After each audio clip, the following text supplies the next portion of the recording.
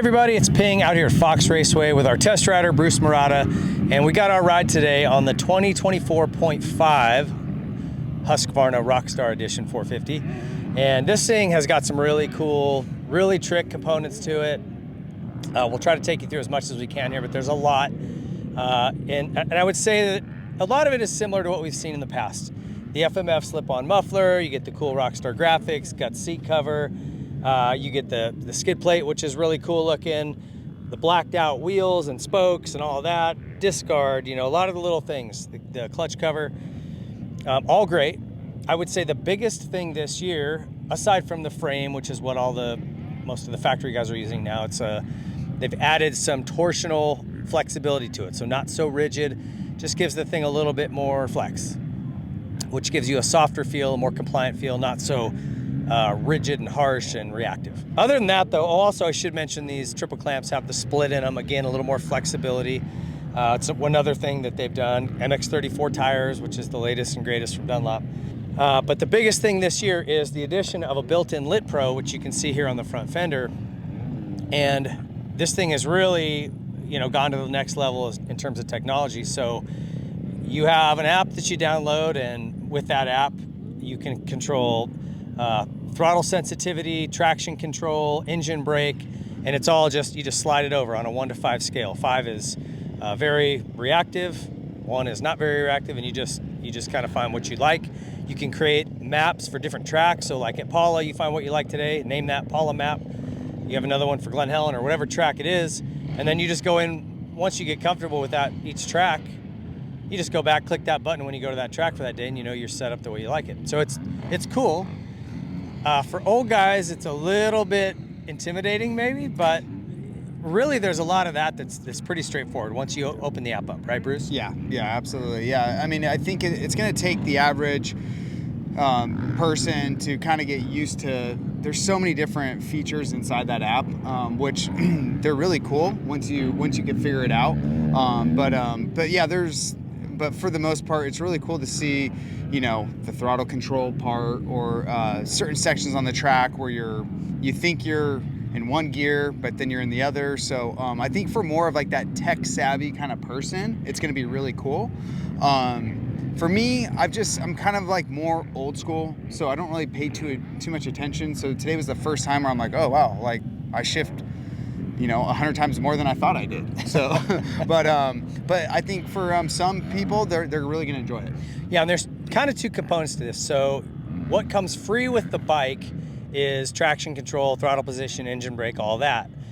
Then there's a whole other rider side, which you can score your lap times, you can lay lap times over one another. It shows you your shift points, it shows you how many times you're shifting, how often on the track you're full throttle, like your throttle position as it relates to different segments on the track. There's a ton of data. That stuff is all free for the first 30 days, then it's $70 for the year.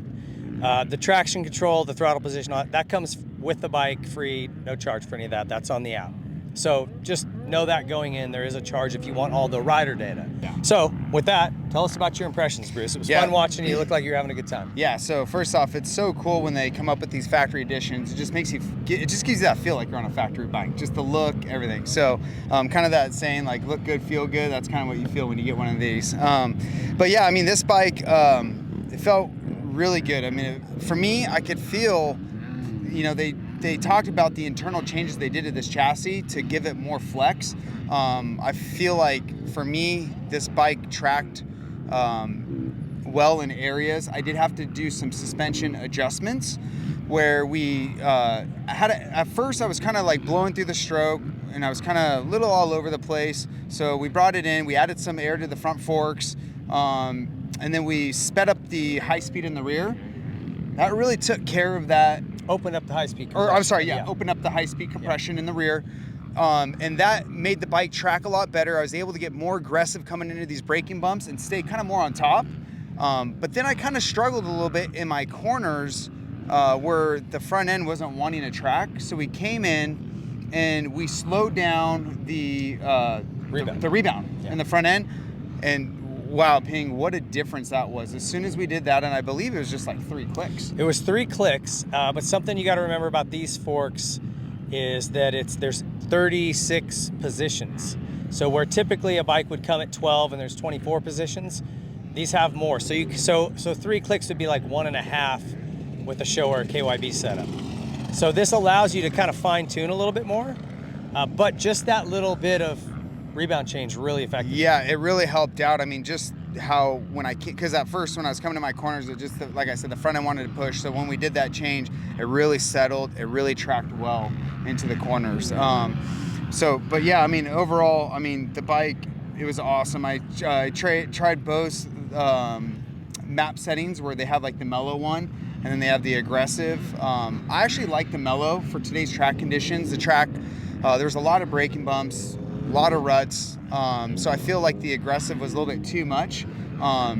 And the mellow setting, I was just able to just track and handle the bike a lot better for today's track conditions. But that's going to change depending on what track you go to. Or even time of the day, right? If you come out here early in the morning when it's deep and smooth, yeah, you might want that extra little bit of grunt. Right. And today, though, it was hard packed, choppy. Traction was a little bit maybe less than what it would normally be. Yeah. Nice to have that mellow map to kind of be more rideable. Right. And I know they said like their engine mounts kind of allows the chassis to give it a little bit more flex. It's not so rigid.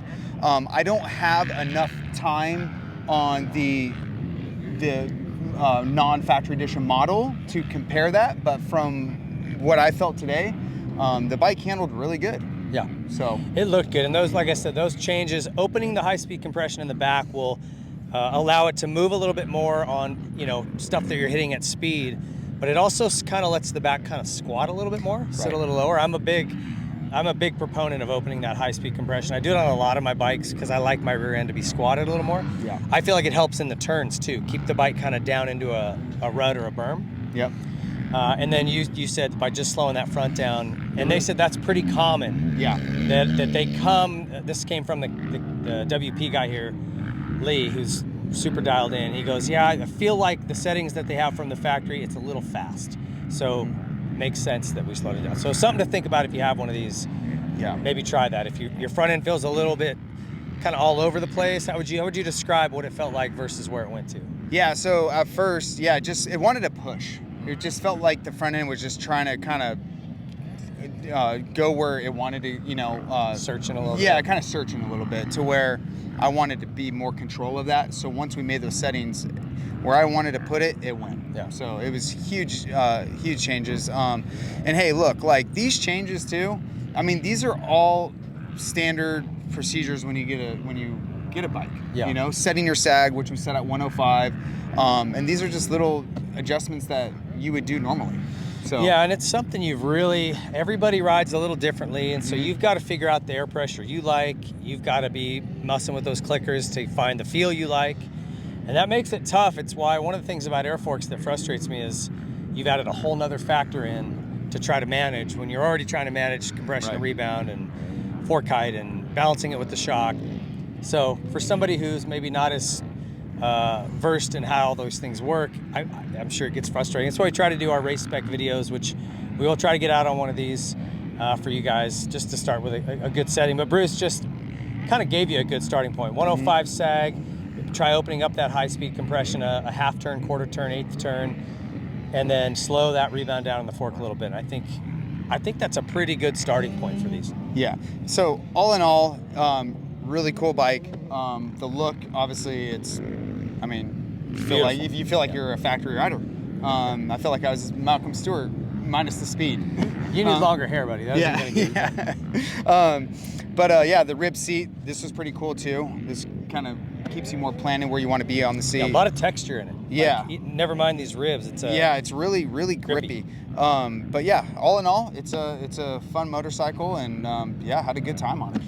Well, if you like tech, this bike is for you. There is a lot to it, and the way that they've got all this stuff mounted in here is super cool. We're going to be doing more with Lit Pro here in the future, so look for some more updates on things they've got coming out. But check these out. They are going to be in your Husqvarna dealers very soon. I think if you're actually from over there, it's Husqvarna. Yeah. They say it like that. Yep. But I'm way too Americanized for that. So check them out in your local Husqvarna dealerships, and they're there. They're cool. Yeah, great bike, great looking bike. Yeah. Thanks for helping today. Yeah, absolutely. Thanks for watching, guys. We'll see you next time. If you like this video, please be sure to leave a like, subscribe to the channel, hit the notification bell so you don't miss any of our future videos, comment what you thought, and share it with your friends.